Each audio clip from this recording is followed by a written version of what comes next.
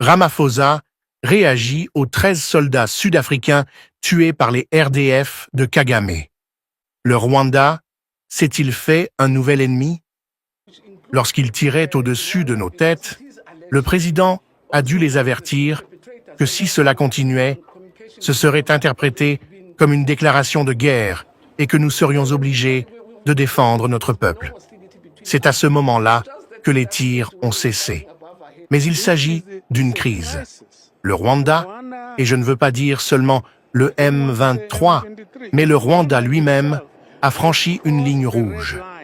Notre président Pour les 2 derniers jours, aujourd'hui, lundi et l'autre, merci de nous avoir rejoints. Ce soir, nous allons ensemble décortiquer la menace que le Rwanda a proliférée envers l'Afrique du Sud. Il s'avère que les Sud-Africains ont envoyé leurs soldats au Rwanda pour défendre la RDC suite à ce conflit et les choses s'intensifient. Allons-y. De détermination pour défendre notre peuple et notre nation. Nous ne pouvons pas être diplomatiques dans cette situation. Nous connaissons très bien le président Kagame. Il nous avait averti que si l'Afrique du Sud intervenait, il nous punirait. Et il l'a fait. Et nous continuons à parler de paix comme si nous ne savions pas ce qui allait arriver. Appel à un cessez-le-feu, je peux assurer aux Sud-Africains que nos camps n'ont pas été attaqués au cours des dernières 48 heures. Malheureusement pour nous, lorsque nous étions à Goma, vos forces de la RDC combattaient les forces rwandaises au-dessus de nos têtes. Et c'est à ce moment-là que nous avons perdu 3 personnes. Nous avons donc dû rapidement communiquer avec le M23 pour leur dire que nous ne faisions pas partie de la bataille, afin qu'ils ne combattent pas au-dessus de nos têtes. C'est ainsi que nous avons convenu avec eux d'arborer un drapeau blanc pour signaler que nous n'étions pas impliqués dans les combats et que nous ne voulions pas être pris pour cible. Par ailleurs, le M23 avait besoin d'un passage libre pour se rendre à Saké, afin de récupérer leurs combattants décédés. Nous avons donc convenu d'un cessez-le-feu, leur permettant d'avoir un passage sécurisé. Nous n'avons pas ouvert le feu sur leurs mouvements, car nous ne savions pas exactement quelle direction ils allaient prendre. Ce cessez-le-feu a été convenu aussi bien par les généraux du M23 que par nos propres généraux. Ce processus est toujours en cours et, jusqu'à maintenant, il n'y a eu aucune attaque depuis le cessez-le-feu que nous avons demandé et obtenu du M23. Les dernières informations que j'ai reçues vers 13 heures indiquent qu'il y a de violents combats à Goma entre le M23 et les forces de la RDC.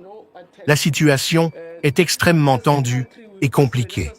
C'est pourquoi nous communiquons toutes les 2 heures pour évaluer la situation.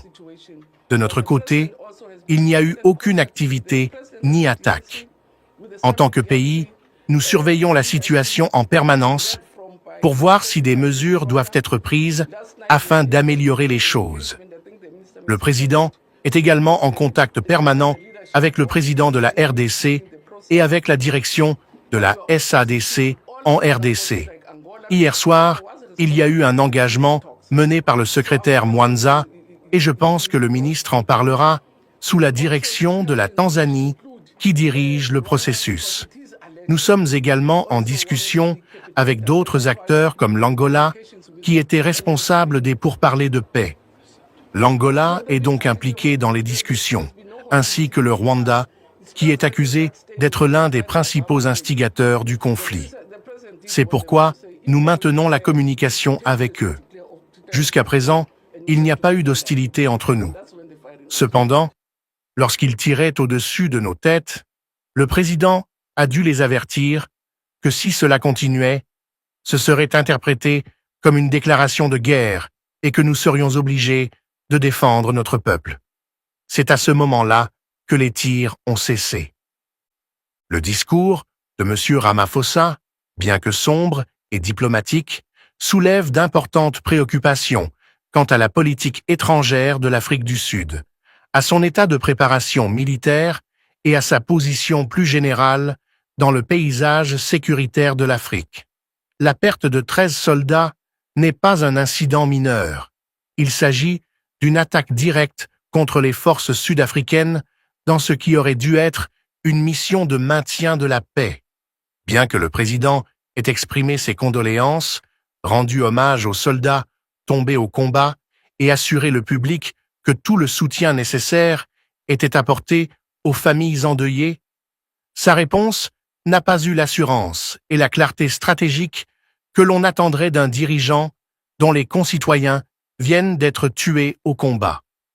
Lorsque les soldats d'une nation meurent au combat, le dirigeant doit exprimer sa tristesse et proposer un plan d'action décisif. Dans le cas présent, la réponse mesurée et diplomatique de M. Ramaphosa semble presque détachée de la gravité de la situation. A-t-il minimisé la gravité de l'attaque pour éviter une escalade des tensions avec le Rwanda? Ou s'agit-il d'un signe de la réticence de l'Afrique du Sud à faire face à la réalité de son engagement militaire en RDC? L'un des éléments les plus frappants de toute cette épreuve est l'implication du Rwanda. Le discours blâme explicitement les rebelles du M23 et les forces de défense rwandaises, RDF, pour l'escalade de la situation, marquant ainsi un moment diplomatique important. En blâmant directement le Rwanda, M. Ramaphosa a essentiellement reconnu que l'Afrique du Sud est engagée dans une guerre par procuration avec Kigali, qu'elle veuille l'admettre ou non. Écoutons à présent les propos du président Paul Kagame par rapport aux accusations et au cessez-le-feu qu'on lui demande par l'Afrique du Sud. Écoutons. Depuis le lundi passé, je pense bien c'était le lundi, et aujourd'hui ce matin, j'ai discuté avec le président de l'Afrique du Sud qui m'a appelé pour parler avec moi sur cette affaire parce que à cause de l'engagement à l'est du Congo de l'armée sud-africaine et il est en train de prétendre de jouer le rôle d'un faiseur de pain. Et il y a des forces qui se battent ensemble avec l'armée de la RDC et qui sont en train de combattre contre le M23 sur les instructions de Tshisekedi, parce que ce sont des gens qui ne sont pas supposés être au Congo, en RDC. Ce sont des gens qui sont du Rwanda. Je dis que le M23 ne sont pas les Rwandais. Ce sont les militaires du Rwanda, les rebelles de la RDC. Ils disent que non, il y a une partie du M23 qui fait partie du Rwanda et tout. Mais je demande pourquoi nous sommes, les leaders, sommes en train d'accepter d'être manipulés sur cette histoire. Pourquoi vous acceptez que Tshisekedi ou bien n'importe qui doit nous manipuler par rapport à cette histoire? Et l'Afrique du Sud ont eu le droit de venir rentrer dans cette affaire pour dire ce qu'ils veulent.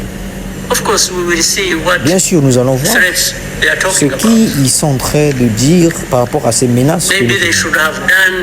Peut-être qu'ils vont faire exactement comme ils l'ont prévu. Je pense qu'ils vont le faire comme ils l'ont prévu. Je pense qu'ils vont le faire, de nettoyer tout le désordre qui s'est passé à l'est du Congo, ou de combattre contre le M23 qui est en train de créer le désordre. Nous avons aussi eu la communauté de l'Est, de l'Afrique de l'Est, qui sont en train de se plaindre par rapport à ça, que j'étais calme, je ne me plaignais pas de ce que tout est dicté par la personne qui essaie d'aider, qui est Tshisekedi. Je ne comprends pas ça. Et voilà pourquoi nous sommes arrivés ici. Merci, madame, mademoiselles et messieurs, d'avoir suivi. Je vous prie de ne pas oublier de dire quelque chose en commentaire par rapport à ce que vous avez écouté venant du président Paul Kagame et d'une partie de ce que la ministre de la Défense de l'Afrique du Sud vient de dire. Il s'avère que les Sud-Africains ont perdu déjà 13 de leurs hommes pendant ce combat qui se poursuit à l'est de la RDC. N'oubliez pas d'appuyer la cloche de notification et de vous abonner. Pour cela, je vous dis rendez-vous pour